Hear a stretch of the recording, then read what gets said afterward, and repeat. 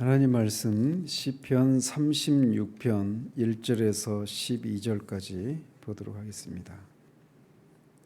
시편 36편 1절에서 12절까지입니다.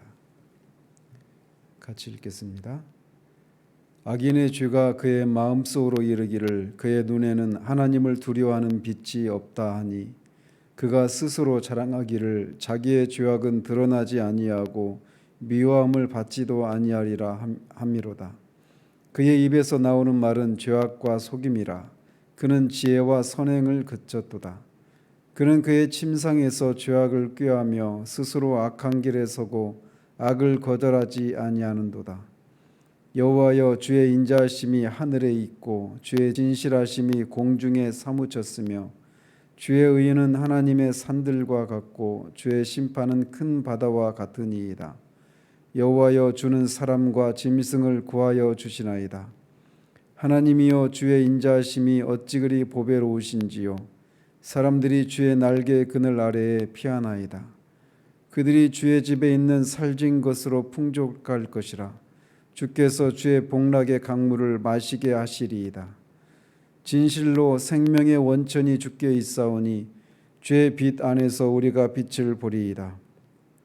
주를 아는 자들에게 주의 인자하심을 계속 베푸시며 마음이 정직한 자에게 주의 공의를 베푸소서. 교만한 자의 발이 내게 이르지 못하게 하시며 악인들의 손이 나를 쫓아내지 못하게 하소서. 악을 행하는 자들이 거기서 넘어졌으니 엎드러지고 다시 일어날 수 없으리이다. 아멘.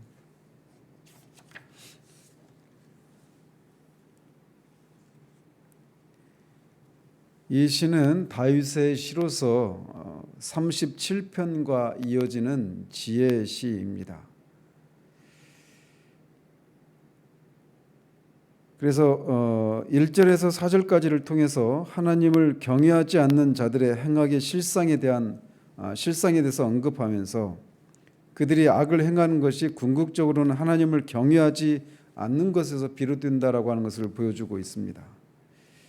그리고 5절에서 9절까지를 통해서는 생명과 복락의 원천인 여호와의 인자하심과 진실하심, 성실하심을 의뢰하는 의인에게 주어지는 하나님의 풍성한 복에 대해서 묘사하고 있고, 나머지 10절에서 12절까지를 통해서 결론적으로 하나님의 공의의 보응으로 주를 경외하는 자에게는 복을, 악인의 비참한 파멸을 간구하면서 시를 마무리하고 있습니다.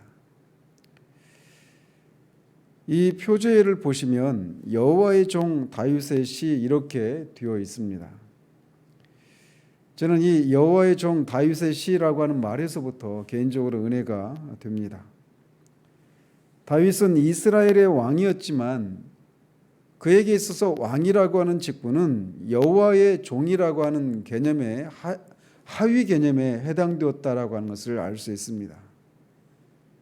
그는 왕이기 전에 왕 이전에 여호와의 종이라고 하는 그런 분명한 인식을, 자기 정체성을 가지고 있는 사람이었습니다. 즉 자신은 여호와를 대신해서 하나님의 백성을 대리 통치하는 왕이라고 하는 그런 인식을 갖고 그렇게 여호와의 종으로서 이스라엘 백성들에게 여호와 하나님과의 관계에 의해서 악인과 의인이 규정되고 또 그에 따른 상과 벌이 따른다라고 하는 그런 구속사적인 하나님 중심적인 그런 인생관을 피력하면서 여호와의 백성인 이스라엘이 여호와 하나님을 전적으로 섬기기를 직간접적으로 교훈하고 있는 겁니다. 이 시를 구체적으로 살피기 전에 저는 여러분에게 묻고 싶습니다. 여러분에게 누군가가 여러분은 누구이십니까? 라고 묻는다라면 그 질문에 여러분은 무엇라고 대답을 하시겠습니까? 나는 누구의 아내입니다. 누구의 엄마입니다. 라고 하는 그런 답을 하실 수도 있을 거예요. 또는 자의식이 강한 분들의 경우에는 나는 나다라고 대답하실지도 모르겠습니다. 또는 자신이 하고 있는 일과 관련해서 자신이 누구인가를 대답하실 수도 있습니다. 그런데 다윗은 자신을 규정하기를 나는 여호와의 종이다라고 하는 그런 인식을 가지고 있습니다. 하나님과의 관계 속에서 내가 누구인가를 규정하고 있단 말이죠. 우리에게 요구되는 것이 바로 이런 것입니다. 내가 누구인가? 그리스도를 통해서 하나님과의 관계 속에 내가 누구인가라고 하는 그 인식에 따라서 우리는 우리의 삶을 어떻게 살아갈 것인가가 규정되게 되어 있는 것입니다. 보시면 그 여호와의 종인 시인이 이스라엘 백성들에게 어떤 삶을 권장하고 있는가를 한 절씩 살펴보면서 보도록 합니다. 악인의 죄가 그의 마음속으로 이르기를 그의 눈에는 하나님을 두려워하는 빛이 없다 하니. 여기서 시인은 악인의 죄를 의인화시켜서 악인의 마음속에서 일어나는 생각을 표현하고 있습니다. 그래서 이것을 의역하자면 악인이 그의 마음속에 있는 악에게 스스로 말하기를 하나님을 두려워할 필요가 없다 하도다라고 말하고 있는 겁니다.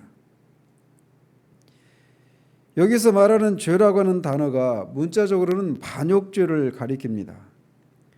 따라서 악인이 하나님을 두려워하지 않는다라고 하는 것은, 두려워하지 않고 죄를 짓는 것은 단순히 하나님을 섬기지 않는다라고 하는 그런 정도의 의미가 아니라 인생과 세상 역사를 주관하시는 하나님의 주권을 인정하지 않고 그분의 권위에 도전하려고 하는 반역죄에 해당된다라고 말하고 있는 겁니다.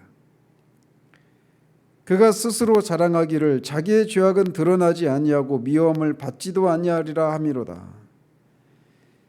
악인이 그렇게 하나님의 주권을 인정하지 않고 하나님을 두려워하지 않은 채 악을 행하는 이유를 설명하는데 자기의 죄악이 드러나지 않기 때문에 미워함을 받지 않는다라고 스스로 자랑하기 때문에 그렇게 악을 행한다고 말하고 있는 겁니다. 잘 보시면 이 악인들은 하나님이 계시지 않는다라고 주장하고 있는 게 아닙니다. 그들도 분명히 하나님이 계시다라고 하는 것을 인정하고 종말에 하나님께서 죄를 행한 자들의 행위를 미워하시고 심판하신다라고 하는 것을 인정하기까지 하고 있는 것을 볼 수 있어요. 그럼에도 불구하고 자신들이 은밀히 행하는 죄들은 하나님에게도 알려지지 않을 것이라고 생각하면서 그렇게 악을 행하는 겁니다. 그렇기 때문에 악을 행하면서도 두려워하지 않는 겁니다. 안 들킨다는 거죠. 그러나 전도서 기자는 하나님은 모든 행위와 모든 은밀한 일을 선악간에 심판하시리로다라고 말하고 있는데 그런 것처럼 하나님은 악인들이 은밀히 행하는 죄악까지도 다 지켜보고 계시고 저 심판날에 그들이 하나님의 진노의 심판을 면하지 못하게 될 것입니다. 그의 입에서 나오는 말은 죄악과 속임이라 그는 지혜와 선행을 그쳤도다. 하나님으로부터 자신이 행하는 악이 심판받지 않을 것이라는 생각이 그들이 악을 행하기에 담대하게 만들어서 그들의 입에서 나오는 말은 죄악과 속임뿐이라고 시인은 말합니다. 그들이 지혜와 선행을 그쳤다라고 하는 것은 그들이 하나님을 경외하거나 그 뜻에 순종하지 아니하고 자신의 그 죄악에 물든 그런 육신의 정욕을 쫓아 그런 죄악된 성향을 쫓아서 자기 마음대로 사는 상태에 있다라고 하는 것을 의미합니다. 그들은 자기 마음대로 사는 거예요. 그는 그의 침상에서 죄악을 꾀하며 스스로 악한 길에 서고 악을 거절하지 아니하는도다. 그 악인들이 악을 행하는 것이 어떤 순간적인 어떤 충동에 의해서 우발적으로 실수로 악을 행하는 것이 아니라 그들의 침상에서 죄악을 계획한 결과 그 계획에 따라서 자발적이고 적극적으로 악을 거절하지 않고 악을 행한다라고 시인은 고발하고 있습니다. 그렇기 때문에 그들의 악한 행위들에 대해서 하나님이 그들에게 책임을 묻는 것은 너무나 당연한 것이라고 할 수 있습니다. 여호와의 주의 인자하심이 하늘에 있고 주의 진실하심이 공중에 사무쳤으며 1절에서 4절까지는 악을 행하는 사람들의 그 악을 행하는 동기가 무엇이고 그것을 어떤 식으로 그 악을 행하는지에 대해서 말하고 있다라면, 이제 5절 이하에서는 그들의 삶과 대조되는 의인의 삶에 대한 얘기를 하고 있습니다. 그래서 5절과 6절에서는 악인들의 사악함과 대조되는 하나님의 인자하심과 진실하심, 신실하심, 의로우심 등을 하늘과 바다와 산 등에 비유하면서 그 크고도 넓은, 즉 무한하심을, 즉 그분의 인자와 진실하심과 의로우심이 무한하심을 강조하고 있습니다. 먼저 시인은 주의 인자하심이 하늘에 있다라고 하는 말을 통해서 인생과 피조물들을 향한 하나님의 인자하심이 하늘처럼 무한함을 노래하고 있습니다.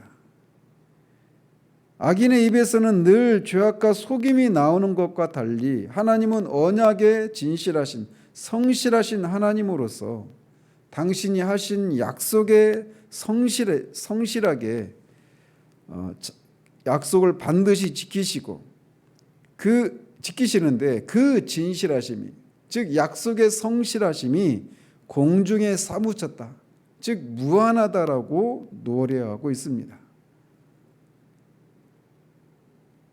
그래서 그 뒤에 이어지는 내용들, 6절에 사람과 짐승을 구하여 주시나이다 라고 하는 말을 통해서 알 수 있는 것처럼, 시인이 노래하고 있는 것은 노아에게 하나님께서 홍수 후에 노아와 그 모든 피조물들을 대표해서 노아 언약을 맺으시면서 세상 끝날까지 다시는 이 물로 심판하시지 않겠다라고 하시면서 세상 끝날까지 사람과 이 세상을 보존하시겠다라고 약속을 하셨는데, 그게 노아 언약이라고 부르잖아요. 그 언약에 성실해서 하나님이 이 세상을, 사람을, 짐승을 지키신다라고 하는 것을 노래하고 있는 것입니다. 주의 의인은 하나님의 산들과 같고 주의 심판은 큰 바다와 같으니이다. 여호와여 주는 사람과 짐승을 구하여 주시나이다. 주의 의가 하나님의 산들과 같다라고 하는 말은 하나님의 공의로우심이 변하지 않는 것의 상징인 산들처럼 그렇게 불변하시다라고 하는 것을 말하고 있는 겁니다. 또 주의 심판이 큰 바다 같다라고 하는 말은 이 심판이 판단이라고 하는 말과 같은 말입니다. 즉 하나님의 판단이 깊은 바다와 같다라고 하는 말로서 하나님의 판단과 섭리가 우리의 인간의 이해를 뛰어넘는 그런 신묘막측함을 노래하고 있는 겁니다. 깊은 바다 속을 우리가 속속들이 알 수 없듯이 천지 만물을 당신의 뜻대로 주관하시고 보호하시는 하나님의 섭리의 그 깊이와 그 오묘함을 이렇게 표현하고 있는 겁니다. 시인은 하나님께서 불변하시는 공의로우심과 신묘막측한 판단과 섭리로 사람과 짐승을 구하여 주신다라고 노래합니다. 따라서 이런 은혜, 이렇게 하나님이 구하여 주시는 이 은혜는 비단 하나님의 백성들만을 향해서만 베풀어지는 은혜가 아닙니다. 하나님은 악인에게도 비를 내리시고 해를 비추시는 그런 분이십니다. 모든 피조물들에게 이렇게 일반적으로 내리시는 은혜를 시인이 노래하고 있는 거예요. 그래서 하나님은 들의 풀과 공중의 새와 바다의 물고기들을 먹이시고 기르십니다. 공중의 해와 달과 수를 헤아릴 수 없이 많은 그런 별들과 모든 짐승과 사람을 돌보시고 구원을 베푸시는데, 그 방법은 우리의 이해를 뛰어넘는 방식으로 행하시고 성실하신 방식으로 행하신다라고 노래하고 있는 거예요. 하나님이여 주의 인자하심이 어찌 그리 보배로우신지요. 사람들이 주의 날개 그늘 아래에 피하나이다. 시인은 하나님께서 인간과 피조물들에게 베푸신 하나님의 그 무한하신 인자하심을 생각하며 그 아름다우심에 압도당해서 이렇게 노래하고 있는 겁니다. 한번 생각을 해보십시오. 천지가 창조된 이래로 이 땅을 거쳐간 사람들의 수가 얼마나 되겠습니까? 그리고 짐승들의 숫자는 또 얼마나 많을까요? 지금 현재 이 땅에 존재하는 사람들과 짐승들의 숫자를 헤아린다 하더라도 이미 천문학적인 숫자인데, 창조 이래로 지금까지 다윗이 살고 있었던 그 시대까지 그 수많은 사람들과 수많은 짐승들이 있었는데, 그것들에게 하나님의 그 언약의 성실하신 사랑을, 인자하심을 하나님이 계속해서 성실하게 베풀고 계신 거예요. 그 모든 것들에 베푸신 하나님의 인자는 아직도 다함이 없이 지금도 우리에게 베풀어지고 있습니다. 그렇기 때문에 하나님께서 그렇게 인자가 무한하신 분이심을 아는 자들이 주님의 돌보심 아래로 피한다라고 노래하고 있습니다. 이것을 통해서 시인은 간접적으로 하나님의 이런 인자를 덧입어 살고 있음에도 불구하고 하나님의 주권을 인정하고 그분을 의지하고 신뢰하며 살기보다 그들의 자신들의 정욕을 쫓아서 담대하게 악을 행하는 악인들의 악이 그만큼 크다라고 하는 것을 간접적으로 고발하고 있는 것이기도 합니다. 그는 계속해서 인자가 무한하신 하나님의 그늘 아래 피한 자들이 누리는 복을 이렇게 노래합니다. 그들이 주의 집에 있는 살진 것으로 풍족할 것이라. 주께서 주의 복락의 강물을 마시게 하시리이다. 주의 집은 하나님이 거하시는 그런 하늘 처소에 쌓아놓은 각종 좋은 것이 쌓여 있는 그런 보물 창고를 염두에 둔 그런 표현입니다. 그리고 살진 것은 하나님께서 당신의 보호하심에 인자하심을 의지하고 그의 그늘 아래 피한 자들에게 주시는 풍성한 영적인 물질적인 그런 모든 복을 의미합니다. 따라서 시인은 여기에서 하나님께서 자신의 모든 삶을 당신에게 의탁하고 신뢰하는 자에게 미리 마련해 두신 풍성한 복을 주실 것을, 영육 간의 풍성한 복을 주실 것을 노래하고 있는 겁니다. 여기 복락의 강물이라고 하는 말이 문자적으로는 에덴의 강물 이렇게 되어 있습니다. 따라서 이 복락의 강물을 마신다라고 하는 이 말은 이 에덴 동산에 비손과 기혼과 히데겔과 유브라데 이 강이 네 개 강이 하나의 근원에서 흘러나와서 그 에덴 땅과 그 주변의 땅을 기름지게 했던 것처럼 하나님께 가까이 가는 자들은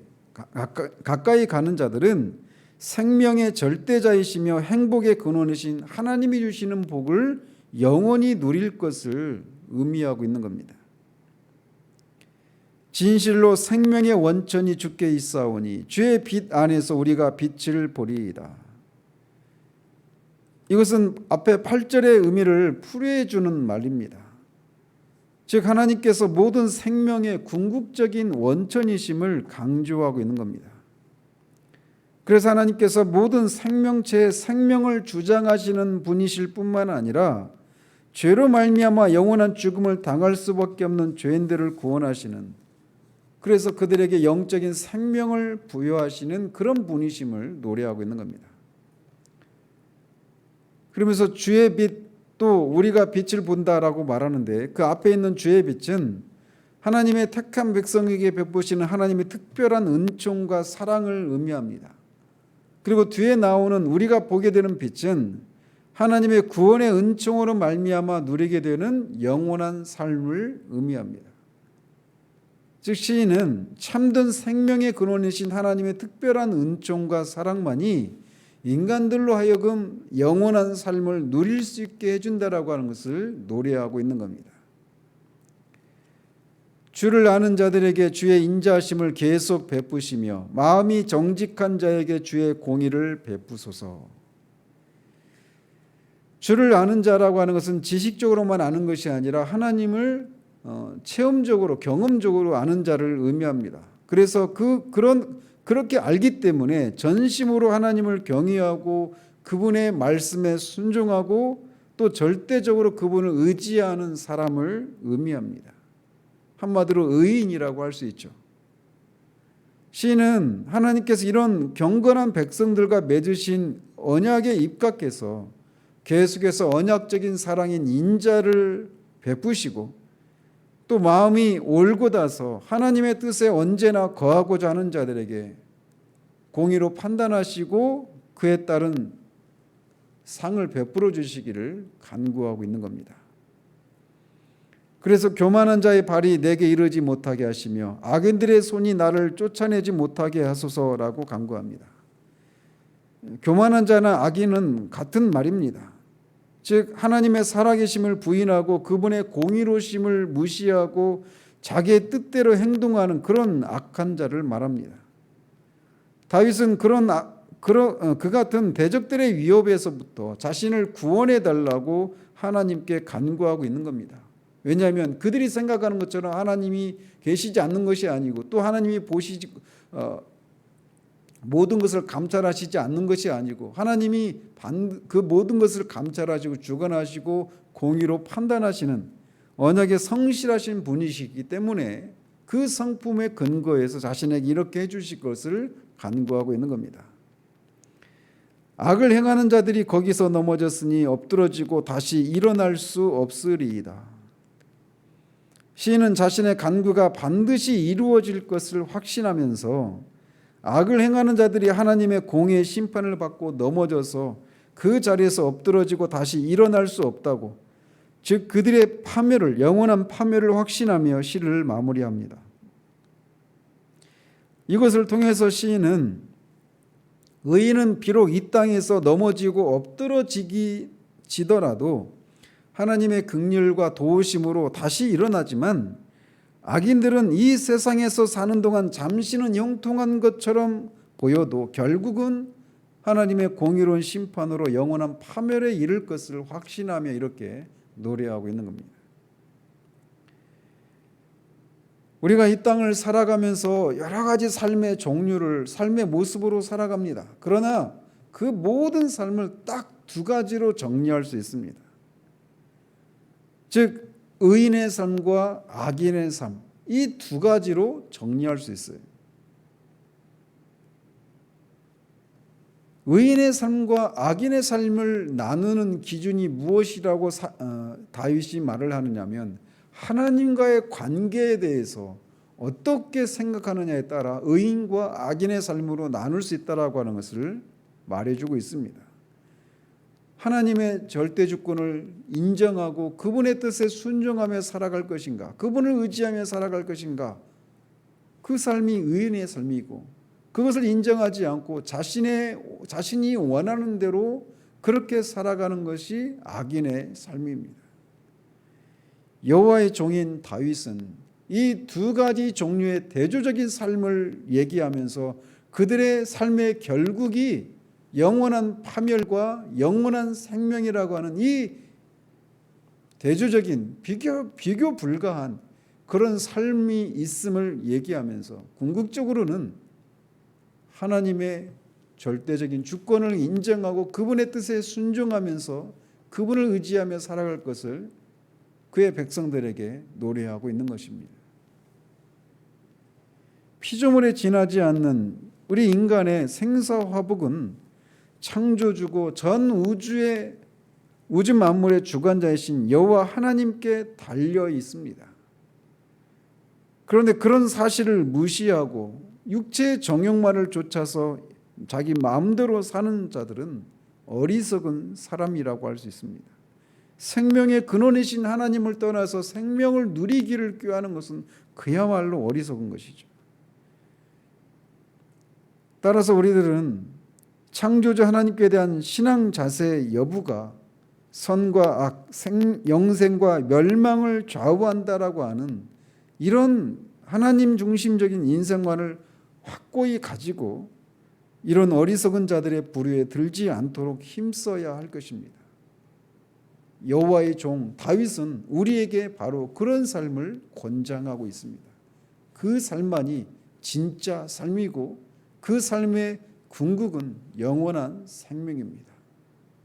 우리가 그 길에 들어섰은즉 잠시는 악인이 우리보다 더 나아 보이는 것 같고 의인의 삶을 살아가는 것 속에서 우리가 잠시는 고단하고 회의에 빠지게 되는 그런 일들이 있고, 내가 이 길이 아닌 다른 길을 선택했다라면 어떤 삶을 살게 되었을까라고 하는 생각이 불쑥불쑥 우리 가운데 들어온다 하더라도 그 생각에 우리가 사로잡혀서 우리의 선택을 후회하는, 그래서 하나님의 마음을 아프게 드리는 그런 삶이 아니라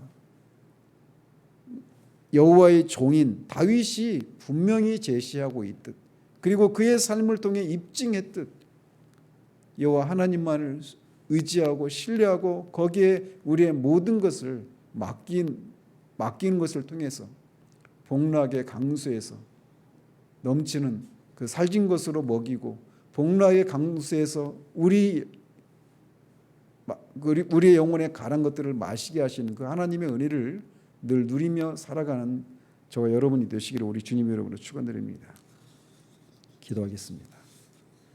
하나님 아버지, 오직 두 가지의 삶이 있을 뿐임을 여호와의 종인 다윗이 우리에게 말해주고 있습니다. 의인의 삶을 살 것인가, 악인의 삶을 살 것인가. 여호와의 종인 다윗이 악인의 삶과 의인의 삶의 그 양상과 그 결과를 우리에게 말해주고 있습니다.